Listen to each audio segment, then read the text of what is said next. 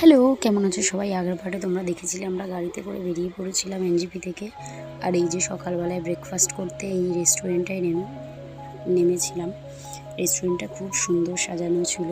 এখানে মোমো, আলুর পরোটা, লুচি টুচি খেয়ে, চা সব খেয়ে আমরা আবার গাড়ি করে বেরিয়ে পড়েছিলাম। এই যে পাহাড়ের মনোরম দৃশ্য দেখতে দেখতে, এই দৃশ্যটার জন্যই তো এখানে আসা। ভিউটা দেখো। আমাদের গ্যাংটকে পৌঁছতে পৌঁছতে বিকেল হয়ে গেছিলো, ওই জন্য একটু মেঘলা মেঘলা ছিল ওয়েদারটা। ভিউটা দেখো। আর বাচ্চাগুলোকে দেখো, কোনো ক্লান্তি নেই। আমাদের চোখ মুখ দেখে বুঝতেই পারছো আমরা কতটা ক্লান্ত হয়ে পড়েছি, কিন্তু এদেরকে দেখো, এরা নাচতেই ব্যস্ত। এত সুন্দর পাহাড় দেখে আর মন কার না খুশি হয় বলো, এত সুন্দর ভিউ। আর এখানে সব ডিসকাস করছিল ওরা যে কীভাবে হোটেলে মোটেলে যাবে, সেই জন্য এই যে আমরা হোটেলে পৌঁছে গেছি। আমাদের হোটেলটা ছিল একদম মার্কেটের ভেতরে।